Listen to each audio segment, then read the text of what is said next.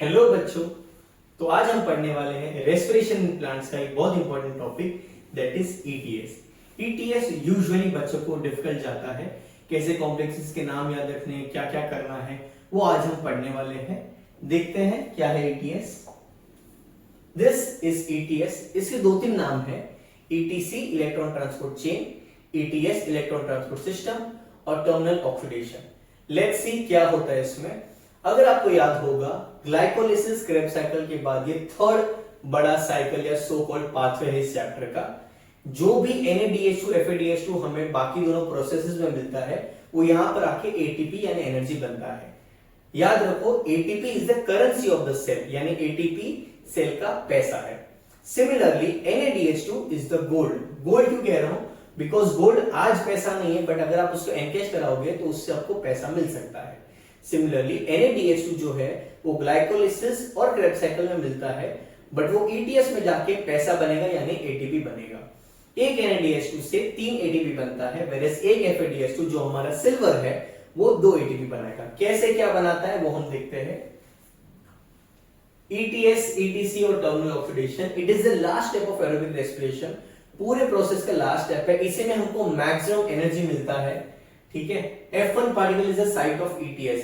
जो माइटोकॉन्ड्रिया, जो हमारा पावर हाउस है सेल का, उसकी जो इनर मेम्ब्रेन के फोल्डिंग्स है that is called as crista, उसके F1 पार्टिकल्स के अंदर होता है ये ETS। अगर आपको पता होगा, F1 पार्टिकल्स एकदम लॉलीपॉप जैसे स्ट्रक्चर्स है। F1 particle is the site of ETS, chain of proton acceptors, that is NAD, FAD and cytochromes BC, cytochrome C, cytochrome A3, ये सब मिलके बच्चा हमें ATP देने के लिए हेल्प करने वाले हैं। एग्जैक्टली क्या होता है देखेंगे, but let's see what is cytochromes. Cytochromes are haem containing protein products जो प्रोटॉन या इलेक्ट्रॉन कैरी करेंगे। ये मोबाइल प्रोटॉन कैरियर्स या मोबाइल इलेक्ट्रॉन कैरियर्स होते हैं। इसमें हीम यानी आयन कंटेनिंग मॉलिक्यूल होगा। एक NADH2 से 3 ATP बनता है और एक FADH2 से 2 ATP बनता है। Oxygen is the last proton acceptor. यहां पर ऑक्सीजन जो होगा वो फाइनली हाइड्रोजन को जमा करेगा यानी प्रोटॉन को एक्सेप्ट करेगा और बनाएगा वाटर। जी हाँ, वही वाटर जो हम लोग ब्रीदिंग आउट के समय रिलीज करते हैं, which is also called as metabolic water. ATP is formed by chemiosmosis। अगर आपको याद होगा, chemiosmosis was a process जो हमने फोटोसिंथेसिस में पढ़ा था। फोटोसिंथेसिस में जब आप एक प्रोटॉन पंप थ्योरी पढ़ते हो, which was given by Peter Mitchell, इसमें बेसिकली होता ये है, थोड़ा सा आपको यहाँ पर इमेजिन करना पड़ेगा। ठीक है। एक मॉलिक्यूल है जिसका नाम है ATP सिंथेस मॉलिक्यूल। इसमें दो पार्ट है, एक है F0, एक है F1। जो F1 वाला पार्ट है ना, it is like a gear mechanism. तो जब भी गियर मैकेनिज्म फॉर्म करते हैं, कैसे फॉर्म करता है, उसमें क्या होगा, आपको इसको ना पंप करना पड़ेगा। वो पंपिंग एक्शन के लिए हमें चाहिए प्रोटॉन्स। क्या चाहिए? प्रोटॉन्स। तो जैसे मैं प्रोटॉन्स एक जगह से दूसरी जगह पर पंप करूंगा, जो F1 पार्ट पे एक जगह होगा ADP, एक जगह होगा IP। जैसे ही प्रोटॉन पंप होगा, ADP और IP चिपकेगा और बनाएगा ATP। तो it is like a rotational mechanism. अब ये रोटेशन होने के लिए तुमको चाहिए एनर्जी, या ये रोटेशन होगा तब हमें मिलेगा एनर्जी, और ये रोटेट करवाने के लिए हमें चाहिए कोई ना कोई ऐसा प्रोडक्ट जो एक जगह से दूसरी जगह जाएगा। तो यहां पर हम प्रोटॉन्स की मदद से प्रोटॉन को पंप करेंगे, ADP और IP को जोड़ेंगे और ATP फॉर्म करेंगे। अब प्रोटॉन पंप करने के लिए एक जगह पर प्रोटॉन का कॉन्सेंट्रेशन ज्यादा होना चाहिए, वैसे एक जगह पर प्रोटॉन का कॉन्सेंट्रेशन कम होना चाहिए। तो हमारे पास यहां पर ETS में क्या होता है, ETS में एक जगह पर that is inside the inner membrane we have more of the protons, और हम उसको बाहर की तरफ पुश करेंगे तब जाके हमको ATP फॉर्म होगा। वो आगे हम लोग देखेंगे क्या कैसे है। अब हमको जो दो इंपॉर्टेंट क्वेश्चन है जो पूछ सकते हैं वो याद रखने हैं। मैंने हैशटैग मार के लिखा हुआ है। ETS में 4 कॉम्प्लेक्सेस फॉर्म होते हैं। As of now at this level, complexes का शेप क्या होता है, स्ट्रक्चर्स क्या होता है, इसमें कितने कितने मॉलिक्यूल्स कैसे इन्वॉल्व है, ये आपको याद रखने की या पढ़ने की जरूरत नहीं है। आपको याद रखना है ETS में इलेक्ट्रॉन ट्रांसपोर्ट सिस्टम में 4 कॉम्प्लेक्सेस इन्वॉल्व है। इसको रोमन न्यूमेरिकल में लिखा जाता है, दैट इज 1, 2, 3 एंड 4। वेरेस जब हम बात करते हैं टर्मिनल ऑक्सीडेशन की या ऑक्सीडेटिव फॉस्फोराइलेशन के लिए तो हमें चाहिए 5 कॉम्प्लेक्सेस, दैट इज 1, 2, 3, 4 एंड 5। तो अगर क्वेश्चन आता है कि all the 5 complexes are used in terminal oxidation, तो स्टेटमेंट राइट होगा। बट यही स्टेटमेंट अगर आता है कि all the 5 complexes are used in ETS, तो आंसर होगा नहीं, सिर्फ पहले 4 कॉम्प्लेक्सेस यूज होंगे ETS में, जो फिफ्थ कॉम्प्लेक्स है वो सिर्फ यूज होगा एटीपी फॉर्मेशन के लिए या टर्मिनल ऑक्सीडेशन के लिए। अच्छा, अब ये पांचों कॉम्प्लेक्सेस ना एक तरीके से सेट है, इनका नाम है, पहले का नाम है complex 1 NADH dehydrogenase, complex 2 succinate dehydrogenase, complex 3 cytochrome BC1 complex, complex 4 cytochrome C oxidase and complex 5 ATP synthase. अब ये पांचों को कैसे याद करें, इसके लिए बच्चों को दिक्कत होती है, उसके लिए मैंने एक मस्त ट्रिक बनाया है, आप भी इसे यूज कर सकते हैं। एक छोटी सी स्टोरी आपको याद रखनी है, ठीक है, उससे हमको ये पूरा ट्रिक याद हो जाएगा। स्टोरी है कि आप अपने फ्रेंड्स के साथ अपने कॉलोनी में घूम रहे हो, कॉलोनी में चिल कर रहे हो, आपको आपके दोस्त से सब लोग हैं, मगर आपकी कॉलोनी की एक दीदी है जो बहुत शक्की है और आपके नाम पे अफवाह उड़ाती रहती है। जैसे सपोज आप स्टिंग पी रहे थे और मस्त ऐसे नाच रहे थे, सडनली वो दीदी बोलते कि देखो ये तो बेवड़ा हो चुका है और ये दोस्तों के साथ रंगरेलियां मना रहा है। ऐसी अनाप शनाप बातें करते रहे, आप अपने फ्रेंड्स के साथ घूम रहे हो और उसने आपके पता नहीं कितने अफेयर लगा दिए। ये दीदी जो है वो बहुत शक्की दीदी, और जैसे ही आपको ये दीदी के बारे में बात करनी होती है आपके मुंह से अपशब्द निकलते हैं और आप बोलते हो कि हटाओ इसको, साइड करो, मुझे अपना एनर्जी वेस्ट नहीं करना, इसका तो ऑरा ही नेगेटिव है, ठीक है। तो नेक्स्ट टाइम जब आपका फ्रेंड आपको कॉल करता है कि चल भाई तेरे वहां पर बैठते हैं, चिल करते हैं, मजे मारते, तो आप बोलते हो कि नहीं जो दीदी है वो बहुत शक्की है, उसको हटाओ, मुझे अपने एनर्जी उस पर वेस्ट नहीं करना है। तो आप कहोगे ना दीदी, शक्की दीदी, cyto BC cyto C ATP। Repeat करते हैं, ना दीदी, शक्की दीदी, साइटो BC साइटो C और ATP। ना दीदी मतलब नहीं दीदी, शक्की दीदी मतलब बहुत शक्की है, साइटो मतलब भगा उसको, BC and C oxidase and ATP synthesis nothing but the energy. ये शॉर्ट ट्रिक से मैंने अपने 12th में याद किया था, आई होप आपको भी याद है। फिर से एक बार रिवाइज करते हैं। कॉम्प्लेक्स 1 2 3 4 5 इज एज फॉलोस, ना दीदी, शक्की दीदी, cyto ATP, that is NADH dehydrogenase, succinate dehydrogenase, cytochrome BC1 complex, cytochrome C oxidase and ATP synthase। अब आते हैं इस महाकाय साइकिल पे कि इसको याद कैसे करें। पहले तो ना हमें समझना पड़ेगा कि एग्जैक्टली हो क्या रहा है। उसके लिए ये वाला डायग्राम देखो, ये वाला डायग्राम बुक में नहीं है, ठीक है। यहाँ पर मैंने माइटोकॉन्ड्रिया बनाया, यहाँ पर 3 जगह है। एक है मैट्रिक्स जहां पर प्रोटॉन आएगा, मतलब इंटरमेम्ब्रेन स्पेस से मैट्रिक्स तक आएगा, यहाँ पर ATP फॉर्म होने वाला है, यहीं पर मेरे सारे प्रोडक्ट्स बनने वाले हैं, और बीच में इनर माइटोकॉन्ड्रियल मेम्ब्रेन। तो ये अंदर वाली मेम्ब्रेन है, ये 2 मेम्ब्रेन के बीच की स्पेस है, और ये मैट्रिक्स है। पहले तो हम ये बना लेंगे matrix, inner mitochondrial membrane and intermembrane space. ये बनाने के बाद हमको याद रखने हैं सारे कॉम्प्लेक्सेस। कॉम्प्लेक्सेस कितने हैं? 5। ना दीदी, शक्की दीदी, cyto BC, cyto C, ATP। ये याद हो गया। बट हम इसको लिखेंगे बच्चा 1 3 2 4 5। कैसे लिखेंगे? 1 3 2 4 5, इस तरह से हमें लिखना है। तो सबसे पहले हमने कॉम्प्लेक्सेस के नाम याद कर लिए, फिर हम लिखेंगे यहाँ पर intermembrane space, inner mitochondrial membrane और मैट्रिक्स, ठीक है। यहाँ पर हमें कॉम्प्लेक्सेस लिख लिए हैं 1 3 2 4 5, कॉम्प्लेक्सेस के नाम लिख देंगे। अब according to the theory what we have learn till now, ATP बनाने के लिए हमें प्रोटॉन्स को पंप करना पड़ेगा। अब जब NADH2 आता है, हमने पढ़ा NADH2 कितना ATP देता है? 3, यानी NADH2 के मदद से हमें 3 बार प्रोटॉन्स पंप करने का मिलेगा। जितने बार प्रोटॉन पंप होगा उतने बार एनर्जी मिलेगा। क्लियर? यस। सिमिलरली जब FADH2 आएगा, वो 2 बार प्रोटॉन को पंप करेगा और हमें 2 ATP मिलेगा। That is what we learn. यहां पर हमारा मकसद ये होना चाहिए कि हमें कुछ भी करके जब NADH2 आता है, कैसे NADH2 3 बार प्रोटॉन जमा करता है, that is what we will learn. And कैसे FADH2 एंटर करेगा तो 2 बार प्रोटॉन जमा करेगा, वो हम यहां पर देखेंगे। ये हमारा बेसिक स्ट्रक्चर रेडी हो गया।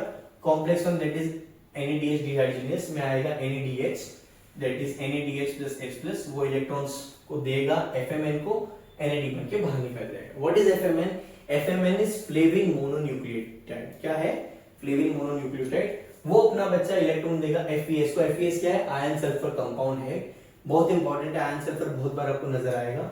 और वो इलेक्ट्रॉन देगा मोबाइल कैरियर को, that is one more thing, that is UQ। UQ is यूबिक्विनोन। यही है बच्चा जो ऑक्सीडाइज और रिड्यूस होके हमको प्रोटॉन पंप करने के लिए हेल्प करेगा। ये वो रिक्शा वाला है जो इलेक्ट्रॉन्स को कैरी करेगा एक पॉइंट से दूसरे पॉइंट में, या एक कॉम्प्लेक्स से दूसरे कॉम्प्लेक्स में। तो जब NADH2 आएगा तब वो कॉम्प्लेक्स 1 से प्रोटॉन को जमा करेगा यहां पर पहली बारी, ठीक है, यानी वो एक ATP देने के लिए सक्षम है। FMN से FES, FES से UQ, UQ से UQH2। जैसे UQH2 के पास आएगा बच्चा, UQH2 फिर से एक और बार प्रोटॉन पंप करेगा और वो अपना इलेक्ट्रॉन किसको देगा, साइटोक्रोम बी को। साइटोक्रोम बी कहां पर है बच्चा, कॉम्प्लेक्स 3 में। जैसा मैंने कहा कॉम्प्लेक्स 1 के बाद हम लिखेंगे कॉम्प्लेक्स 3। अगर हम कॉम्प्लेक्स 2 लिखेंगे तो हमारे नंबर ऑफ एरोज बढ़ जाएंगे। ऑलरेडी बहुत सारे तीर है इस महाभारत में, तो हमें और तीर डालने की जरूरत नहीं है। सो टू सिंप्लीफाई आवर प्रोसेस हम कॉम्प्लेक्स 3 को ऊपर लिखते हैं। क्लियर? यस। NADH2 आएगा, NAD बन के निकल जाएगा, वो इलेक्ट्रॉन देगा FMN को, FMN से FES, FES से जाएगा UQ के पास, UQ से UQH2। जब ये वाला प्रोसेस हो रहा है तब एक बार प्रोटॉन पंप हो चुका है। UQH2 बच्चा 2 प्रोटॉन देगा, ठीक है, वो साइटोक्रोम B को इलेक्ट्रॉन देगा, साइटोक्रोम B से FES, FES से साइटोक्रोम C, साइटोक्रोम C जाएगा बच्चा कॉम्प्लेक्स 4 में। क्लियर? अब ये 2 दे रहा है बच्चा, तो मैंने 4 क्यों लिखा है वो बताऊंगा। दूसरे वाले 2 बच्चा इसके थ्रू आएंगे, ये वाले UQH2 के थ्रू आएंगे, वो हम लोग बाद में पढ़ेंगे जब हम FADH2 कर रहे हैं।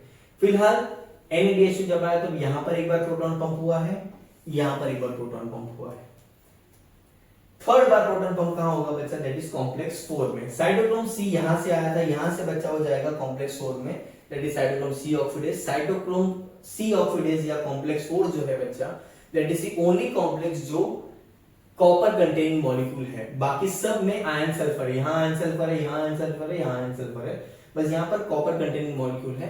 कॉपर है जिसका एनर्जी थोड़ा सा हाई होगा, वो अपना इलेक्ट्रॉन देगा साइटोक्रोम A को, A से साइटोक्रोम A3, A3 से कॉपर B। यहां पर बच्चा हाफ O2 जो है वो एक्सेप्ट करेगा 2H+ और बनाएगा H2O। क्या बनाएगा, H2O। और ये बच्चा 2H+ यहां पर पंप होगा। तो NADH जब आया तब पहले पंप हुआ कॉम्प्लेक्स 1 से, फिर पंप हुआ कॉम्प्लेक्स 3 से, फिर पंप हुआ भी कॉम्प्लेक्स 4 से। जितने भी बच्चा प्रोटॉन पंप हो रहे वो F0 F1 से जाएंगे और यहाँ पर ATP और IP को घुमाएंगे और बनाएंगे ATP। यही तो हमें बनाना था। यहाँ पर बच्चा पॉजिटिव चार्ज होगा। पॉजिटिव चार्ज कहाँ होगा बच्चा, इंटरमेम्ब्रेन स्पेस में। कहाँ होगा, मतलब ये वाली जगह में सारा पॉजिटिव चार्ज जमा होगा और यहां से हो जाएगा यहां पर, दैट इज मैट्रिक्स की तरफ। क्लियर? यस। अब जितना भी प्रोटॉन यहां पर जमा हुआ है वो सब यहां पर पंप होगा और हमें बना के देगा वो ATP।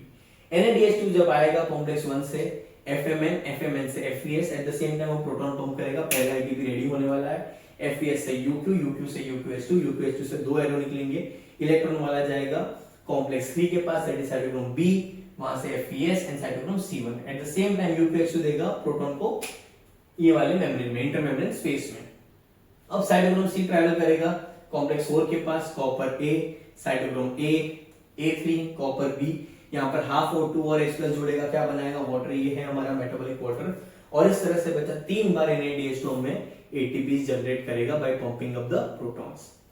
अब आते हैं बच्चा फ्यूमरेट पे, दैट इज FADH2 पे। अगर आपको याद होगा क्रेब्स साइकिल में सक्सिनेट डिहाइड्रोजनेज था जो फ्यूमरेट और सक्सिनेट से फ्यूमरेट वाले रिएक्शन में यूज होता था।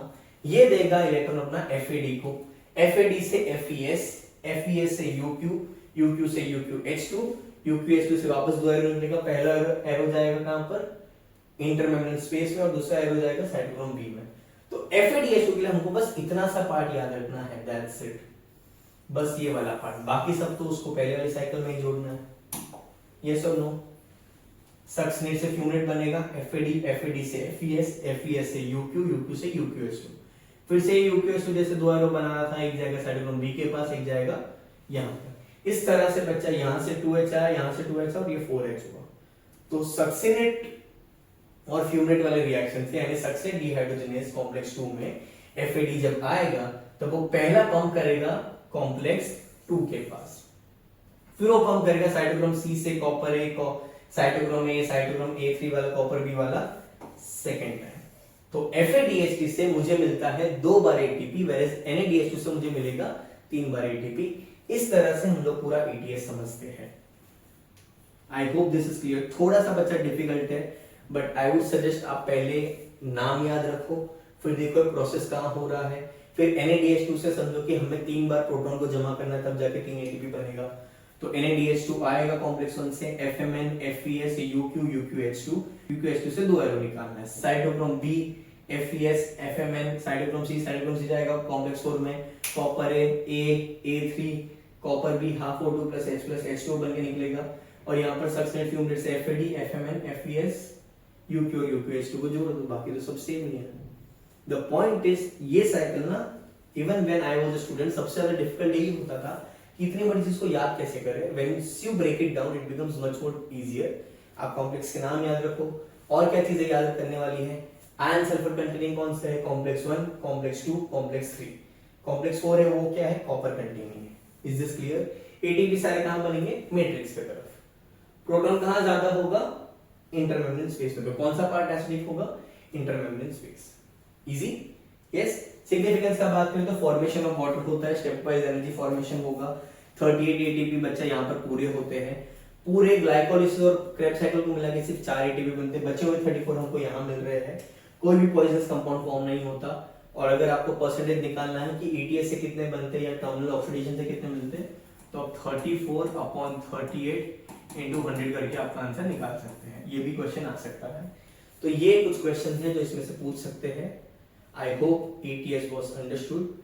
Any doubts, feel free to ask. Thank you.